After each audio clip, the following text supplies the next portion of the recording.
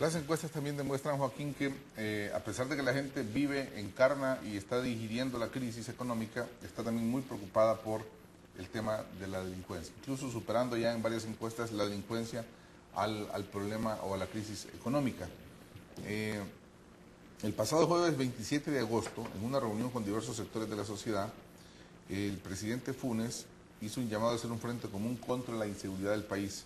Se refirió a dos conceptos. Primero, al de unidad y segundo, a crear condiciones para vencer el miedo en el país. Ayer en su discurso de inicio del mes cívico también volvió a hacer el mismo llamado ya abierto a toda la población.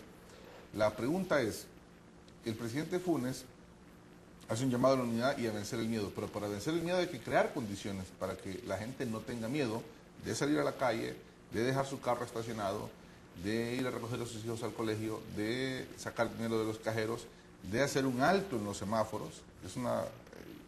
Las historias de horror que uno está empezando a escuchar de lo que está ocurriendo en los semáforos de la capital o del interior del país es realmente impresionante. O casos tan ya escandalosos como el que se dio en este centro de tolerancia, en esta barra show, donde se da un evento de delincuencia organizada o de crimen, ya con una escalada o características diferentes. En fin, el presidente ha creado las condiciones, y esta es mi pregunta, para que su llamado a la unidad y a vencer el miedo tengan eco.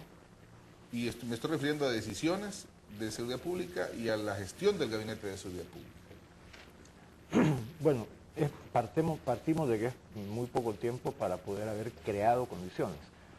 Lo que sí es exigible, como yo decía antes, es que haya por lo menos un buen plan de partida, ¿verdad? Y creo yo que eso debió haber estado listo, debió haberse dado la misma prioridad que se le dio a lo económico. En lo económico se empezaron a reunir y a trabajar duro varias semanas antes de la toma de posesión. En seguridad no ocurrió lo mismo. Y tomaron en cuenta mucha gente. Claro.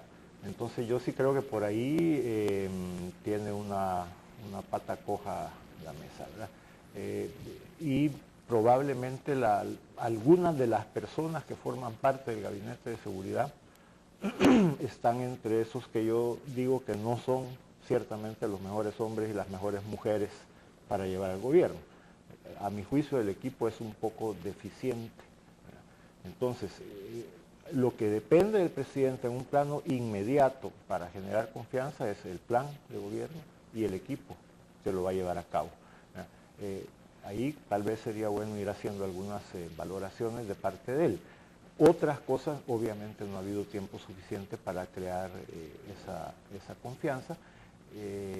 Yo sí creo que una parte importante es la confianza en las instituciones y en los procesos. Cuando el presidente habla de que la población debe perder el miedo, en parte se refiere a la colaboración que debe dar la población a las autoridades, pero la colaboración de la población obviamente no se da cuando implica riesgo y cuando la percepción del posible beneficio es muy baja.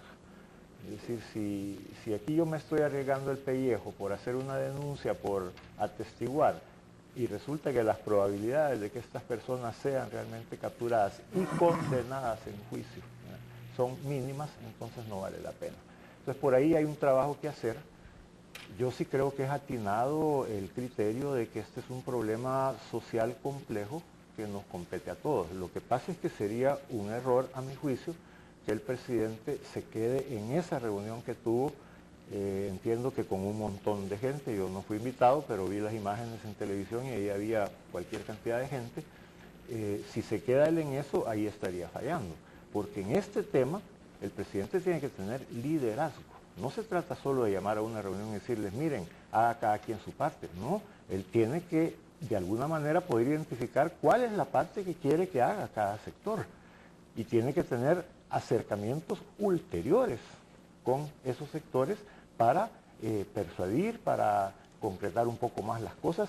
Yo creo que esto es algo que el presidente debiera tomar en sus manos y meterle mucho tiempo y mucho esfuerzo en esa articulación de la sociedad. Aquí no basta con tener una reunión como la que tuvo en Casa Presidencial. Ese era el estilo tal vez del gobierno anterior, que hacía esas reuniones para la foto y ahí se quedaba todo, porque lo que importaba era la foto, no la resolución de los problemas.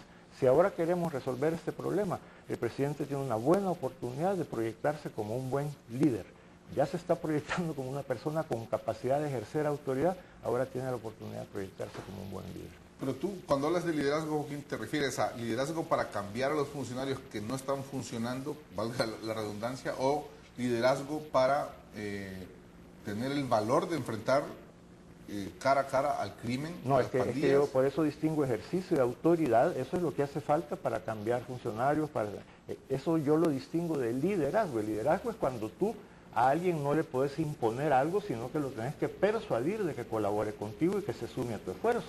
Ese es el caso de lo que él trató de hacer en esa reunión, en que llama a la prensa, a las universidades, a las iglesias. A ellas no les puede mandar nada el presidente, las tiene que persuadir.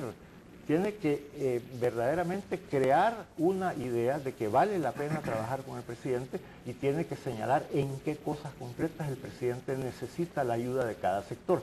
A eso me refiero yo con el liderazgo. Y en el caso donde tiene un mandato y un poder constitucional, ¿qué debe hacer? En el caso donde tiene un poder constitucional y un mandato, él también debe ver muy de cerca que prontamente, muy prontamente, haya planes viables, realistas para atacar este problema, y también debe ir monitoreando muy de cerca el desempeño de sus funcionarios.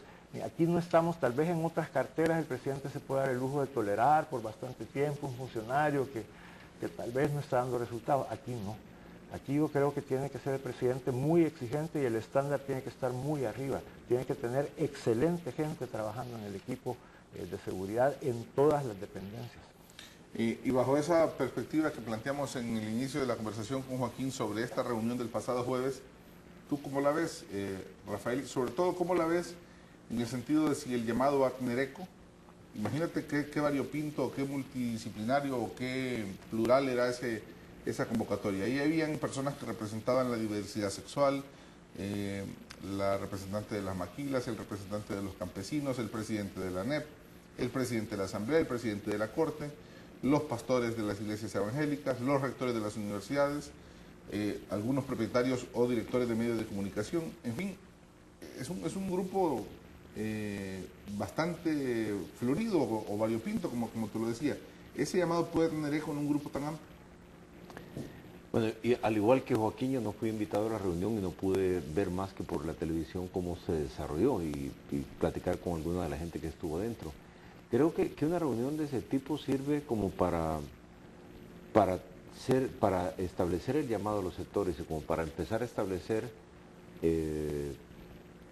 como una reacción en cadena, pero no es el llamado o no son los sectores que inmediatamente empiezan a apoyar un plan si el plan no existe.